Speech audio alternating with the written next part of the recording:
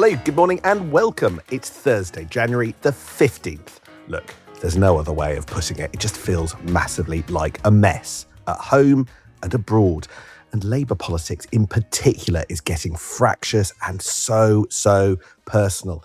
In a bit, you'll hear about Labour MP friends of Keir Starmer talking about being ashamed of the Prime Minister because of his plans to roll back jury trials. Things are incredibly febrile, and I'm not predicting where things go next. My name is Sam Coates of Sky News. And I'm Anne McElvoy. You can find me in Zurich today en route to the annual Davos Business Summit. That will see almost every G7 leader attend from Monday in a unique moment of global crisis. Overnight, Iran avoided the military wrath of the US after the government in Tehran insisted it had no plans to hang protesters. But the Trump administration has also escalated its row with Denmark and with the rest of NATO over Greenland. Yvette Cooper, the Foreign Secretary, will be stepping carefully on thin diplomatic ice on a visit there today.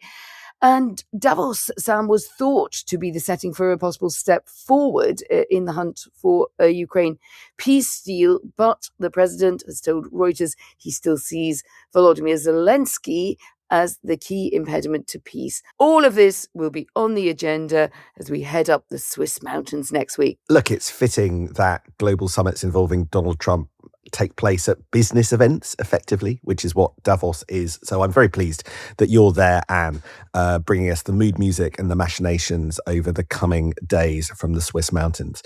But I have to report, despite your list being long and tangled, it's no less complicated here in the UK, here in Westminster. We've got a lot to bring you this morning. And for me, the linking theme is real, genuine anger at all sorts of things. There's no one main domestic political story today. So let's trot you through what's happening, but then let me tie it all together. Perhaps the biggest story around from yesterday making waves today is the decision of the West Midlands Police Chief Chris Guilford to resist calls to quit from the Home Secretary Shabana Mahmood over his decision to ban Israeli supporters from a football match amid reports that he is lawyering up.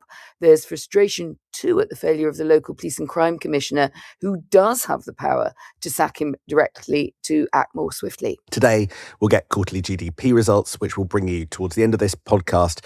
And just in terms of the diary today, after yesterday's Scottish budget by the SNP, Keir Starmer is in Scotland, despite Anas Sarwar's best efforts. And so too is Kemi Badenoch and Nigel Farage. Nice diary note. Nigel Farage is in fact giving two press conferences today, because after he's done the one in Scotland, he'll give one this afternoon in London as well. Meanwhile, and I can see this raising blood pressure, not only in reform, but there too. Steve Reid has justified the decision to cancel local council elections for 3.7 million voters because local elections, he says, are time-consuming and will take scarce resources away from frontline services like fixing potholes and social care. But Sam, do you want to run through why you think the mood in Westminster is darkening and, what that might portend? Why would you ever have an election in the world of Steve Reid? I've got three things for you, Anne. Three things I don't think they're commonly known that are just causing a lot of pain. Right, let's start with number one. I am told by senior figures who know what they're doing in terms of Commons business that it is now likely that the assisted dying bill fails. That is the assessment of some pretty plugged-in people in the Commons. And to go with that, I have heard from a very senior ally of Keir Starmer that they're totally unbothered about this. So the background, you've got the assisted dying bill. It's in the Lords at the moment, but it's got to pass through both houses. There's got to be ping pong. The Lords amendment's got to be overturned, all before the King's speech in May, or else it fails. And if it fails then it could be reintroduced in the next session post-May, but it means it's very unlikely to actually take effect before the next election, meaning the whole issue goes into manifestos, which is something the government avoided because it didn't want to take a side on it, which is why it's a private member's bill. And I think there's just now a much, much, much higher chance that the whole thing collapses. Now, you know the strength of feeling on all sides about this bill, Anne, and I just think if it goes, that is going to be one big aggravating factor. One Labour figure said to me, it was the assisted dying bill that first meant Labour MPs had lists of supporters and otherwise. And that was the start of things getting pretty toxic for Keir Starmer. So there is an undercurrent of rebellion and strong feeling about this issue that's not entirely to do with the policy substance of the bill. That's extraordinary, Sam. And there will be great disappointment, of course, from proponents. There was a free vote on this. Yes, that's true, but it's been clear all along that the Prime Minister, Keir Starmer, who voted in favour of the bill, that he and many people around him expected this to become law when it started on this journey of a private member's bill. So there's also a bit of what we might call Starmer syndrome here, that if the Prime Minister backs something and everyone knows it's important to him, it might well not happen. And I think that is just a sort of feeling of that is beginning to rise of, how much does it matter if something is a priority for the Prime Minister? Well, might not go ahead anyway. But what's the second thing on your list? Right. The second thing picks up on something we were talking about on Tuesday, a little scoop that we had then about the Hillsborough law. So just to remind you, following the 1989 tragedy, there's an attempt by Keir Starmer's government that he personally backs to put into law a duty of candour on all public officials, meaning that they can face legal consequences if they don't tell the truth. But there's a row on the nature of the carve-out for the security services, who are understandably inevitably reluctant. Now, I revealed this on Tuesday, how there was unhappiness at some of the way that the bill was drafted.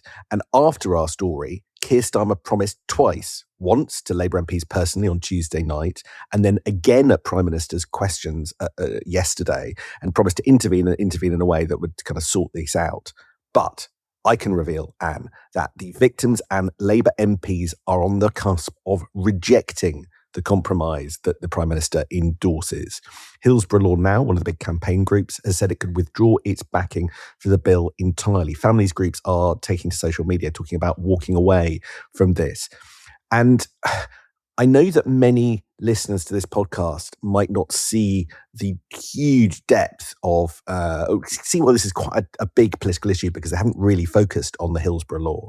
But I can tell you, if Keir Starmer upsets a big phalanx of Merseyside and Northern Labour MPs on an issue that has been incredibly and intensely personal and led by, the chief proponent for the Hillsborough Law is one Andy Burnham, then he will actually face quite significant political consequences. One Labour MP said the government was being stupid and vacuous. Again, personal attacks on the Prime Minister and his team.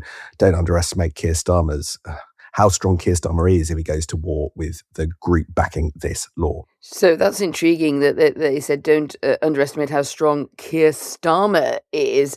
But the fact of the matter is he put this on the agenda, this Hillsborough law, and gave it his very strong backing at Labour Party conference.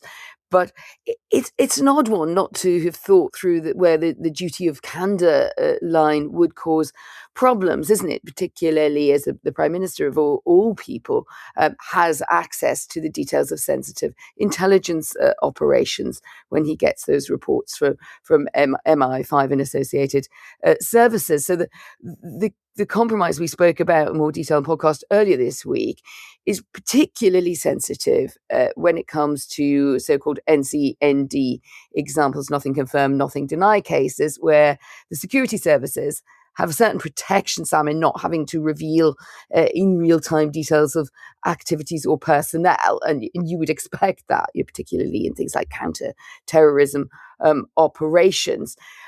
It feels like it should be possible to pick a way through to a compromise, because this is really about avoiding cover-ups, isn't it, when some things have gone as badly wrong as they did in Hillsborough with policing and subsequent accounts of what happened on that dreadful day. But the truth is that some of the same questions apply. When and at what point does duty of candour kick in, and what are the exceptions? So I think that is also something that will continue to bog down Keir Starmer, he will have to try to find a way through it. But I think you said there was a third horseman of the apocalypse coming over the hill for the government. There certainly is, but I just want to highlight, you've told us something I didn't know, a lot of us didn't know. Never confirmed, never denied cases are at the heart of this issue. Never heard that phrase before. Nothing confirmed, nothing denied. It just means I'm not telling you. Just like when you asked me what time I sort of finally got home last night from a party, but it basically means you are not saying something didn't happen, but you're also not saying it did, and it's quite important to be just serious for one moment. It's quite important plank of the way that the regulation of the security services takes place. What are the exceptions to where they have a duty of candour compared to, say, another body? Nothing confirmed, nothing denied is basically how I try to live my life. Right, there's a third thing that I think is causing a lot of anger. Now, this year, I think on the telly bit of my job on Sky, we're going to look at things where politics is either breaking or has the chance of fixing big problems in our stakes. So much stuff feels like it's been broken partly by politics, but can politics actually step in and fix it? And one of those things is the court system. Now, anybody who's had any contact with the justice system knows it is completely broken. And the government's got a massive reform plan for it that wasn't in the manifesto. It's been slightly sprung on Parliament by David Lammy, which is to roll back some of the jury trials that some defendants can opt for. And so if you, under the government's proposals that they outlined at the end of last year, if you are facing a sentence of less than 3 years, you could lose the automatic right to a jury trial and instead just be tried by a single judge sitting in a new special swift court. That's the proposal that they hope will deal with this massive 85,000 strong backlog. So running all day today on Sky, Joe Cook, the producer I work with, and I have been looking into this issue. We spent the day in Snaresbrook. We've done a big data deep dive into it, towards judges and lawyers and court figures and the court minister involved, Sarah Sackman. But the bit I want to concentrate on this podcast is we also talked to the lead rebel, because there's a big rebellion. 39 Labour MPs have signed a letter indicating their unhappiness. So, Sam, tell us about the Labour politics of all of this. Well, it feels like things are escalating. In the film, we've got Courts Minister Sarah Sackman basically doubling down, saying the reforms could actually apply to people already waiting trial, which wasn't actually expected. People thought David Lammy was promising the opposite. So that's going to inflame tensions. But more importantly, we talked to not just a rebel, but the lead rebel. Now, leaving aside the issue and what I'm about to play you, I have never, ever heard a mainstream Labour MP get so cross with his leader. And to do it on the record and on broadcast, we know that Carl Turner, who is the MP at the heart of this, has been getting more and more kind of exercised about this issue. But by the point he was standing in front of Snaresbrook Crown Court, gesticulating at me in a really kind of impassioned manner, you just really sense trouble. So what I want you to do is just listen to this, and I mean the body language was quite something as well. If you get a chance to catch it on telly later. It's taken me 16 years to lose my temper at a government policy. I'm only sorry that it's my own government. So when I say I'm ashamed of Keir Starmer, I mean it. Keir Starmer knows that I mean it, and he needs to stop this ludicrous proposal now. What are you going to do the day after this legislation passes, if it does? Labour MPs like me are sick to the back teeth of being marched up hills only to be marched back down again when the penny drops that the proposals that have been put forward by way of policy, which were not in the manifesto, which were a shock to us, are sprung on us like a rabbit from an hat. I'm fed up of it, other Labour MPs are fed up of it, and you've got to concern yourself about some of us saying, I've had enough, I'm off. So that's Carl Turner. He's not a household name, but more importantly, he's not one of those serial rebels. He'd been MP from 2010. He's been a sort of front bencher for bits of that period, Hull MP. And he's not a household name because he doesn't cause a lot of a fuss, but he is a lawyer. And you can hear the vehemence with which he totally and utterly rejects the plans. And get this, this sort of hurts my head. He calls Keir Starmer a pal. They've been friends. They served together on the front bench under Corbyn. They used to help each other. Just a few weeks ago, Carl Turner was in Keir Starmer's flat above number 10 Downing Street, which is not something that happens to a lot of Labour MPs. And listen to that anger sort of seep through your headphones or through the speakers. We're not in a normal world of rebellions. This is fractiousness inside the Labour Party to a new level. It's quite remarkable, as you point out there, Sam. It's also the mode and the tone of this. It just makes me wonder whether some of the discipline that a prime minister needs, notwithstanding when there are rebellions, when there are things people passionately disagree about, when your former legal colleagues come after you, that's, it's kind of all fair game. But I think what must be worrying Keir Starmer and his allies is that sense of kind of anything goes. And this is just the last of three that you pointed out this morning, where discipline just breaks down. And I think that is becoming increasingly a threat to Keir Starmer's authority. You're right. Things feel just that little bit out of control. And I think that the international volatility isn't going to help here at all. Iran, Greenland, Ukraine, Gaza, his focus, Keir Starmer's focus, is going to be distracted from what feels like festering internal Labour sores. Now, this all puts Yvette Cooper, the Foreign Secretary, in the frame as well as Keir Starmer. Things have got so serious for Yvette Cooper, Anne, that I've been told she's abandoned drinking lattes in the Foreign Office and going straight to espressos as the agenda heats up. So good to know she is fully caffeinated like the early morning crew of us. But you have some intel from her perspectives, which gives us a great overview of what's going on the kind of global picture. So tell us what you know. Just before I do that, Yvette drinking full-strength espressos is nothing against Kaja Kallas, the EU's chief diplomat, saying that this might be a good time to start drinking. She's been previously teetotal. When she looks at the international situation, which we reported in our EU side playbook, which I thought was rather wonderful. Anyway, lots of diplomatic activity on the block at the moment, as you mention. Cooper is in Greenland. Arctic security is clearly the theme there today. Britain joining Europeans trying to drum up some kind of security offer with allies that can please Donald Trump and deter him from invading that territory. But Danish efforts to deter the Trump administration on that score last night did not seem to work. And Copenhagen said that talks ended with fundamental disagreement about Greenland's future and how best to protect it. That all sounds quite ominous. Let's see where it goes. Yvette was talking, though, to Politico's Dan Bloom. You've seen a bit of the lines from the interview. What do you think the most important dimension of what she said was? Yes, I thought it was particularly telling that she staunchly defended the prospect of giving the green light to China's mega embassy in London, expected to be approved in time for the PM's visit, which is very soon, actually, at the end of the month, although there are still some planning objections, etc., going in. But she's sounding very bullish that it's going to go through. All countries have embassies, she said. Fun fact.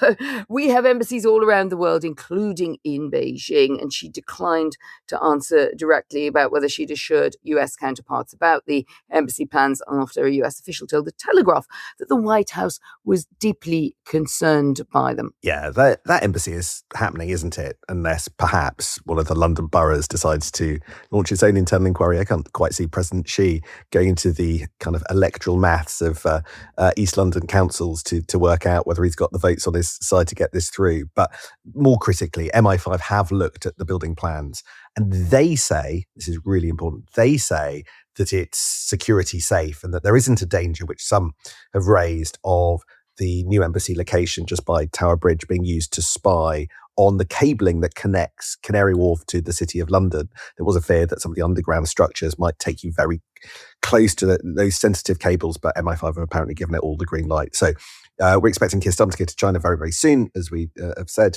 and this will just ease that path. Another thing about leaders that you've got, Anne, what other hat might Keir Starmer have? Well, jostling is underway to play a role in the future of Gaza. Our Esther Webber is reporting Tony Blair still being lined up for a seat on the executive committee attached to that larger board for peace, which is supposed to oversee a transitional governance in Gaza. And this is becoming quite a complex org chart, Sam, because Keir Starmer is also hoping for a role there, along with key allies of the US. I am just reading this, that they could end up with different committees and have different angles on Gaza and Israel. Now, Tony Blair, who, of course, this has been one of his passion projects since leaving office, he will be in Davos, so we might hear a bit more from him there. But I think there's no doubt about it, there's a bit of competition between the Prime Minister and his predecessor for who gets the upper hand when it comes to involvement in securing a better future for Gaza. Oh, goody, Keir Starmer could run two countries, not one. But more seriously, I do wonder whether Keir Starmer really wants to start owning what's going on in the Middle East, what's going on in Gaza, which he would do if he ends up sitting on one of these boards that will no doubt end up being incredibly contentious. Right. One final thing in the last few moments, as this podcast has been recording, we have had the quarterly GDP figures, and we've had an offer from the Shadow Chancellor, Mel Stride, to tell us what's in it and what's about it. This offer is open to politicians at any point they want a voice note as well. We're recording. So here's Mel with what just happened and what he thinks. Hi, Sam and Anne. It's Mel Stride here. Look, this figure of 0.1% growth across the last quarter up to now, end of November, is really pretty disappointing, particularly when you look at the previous figures where we've had a complete flatlining in the economy. And this is due to the Chancellor's choices. She's chosen not to grip public spending, particularly the benefits bill, but instead to load up taxes on businesses and hardworking people. And when you take that and all the sort of chaos that there is around all the U-turns and constant speculation about where the government is with the economy, that has weighed down on business sentiment too. And I think when you take all those things together, those choices have led to lackluster growth and, of course, great pressure on living standards for people up and down the country. So that was Tory Shadow Chancellor Mel Stride. We welcome voice notes from anyone. He was commenting on the GDP statistics. So these were monthly statistics. In November, GDP rose 0.3%, but the Director of Economic Statistics at the ONS said that over the 3-month period to the end of November, the economy grew by the 0.1% that Mel Stride mentioned. I'm very excited that you are in Davos next week, and because that is going to literally be the centre of the world. So you'll be bringing us all the colour, all the gossip, but you know, the vibe of what is going to be an incredibly important summit. So I look forward to seeing you then. Enjoy the fondue. I certainly will till then. I need to go out and buy those thick mountain socks and a Swiss plug, which is unlike any other plug known to mankind. We will be plugged in, however, whatever happens. See you next week.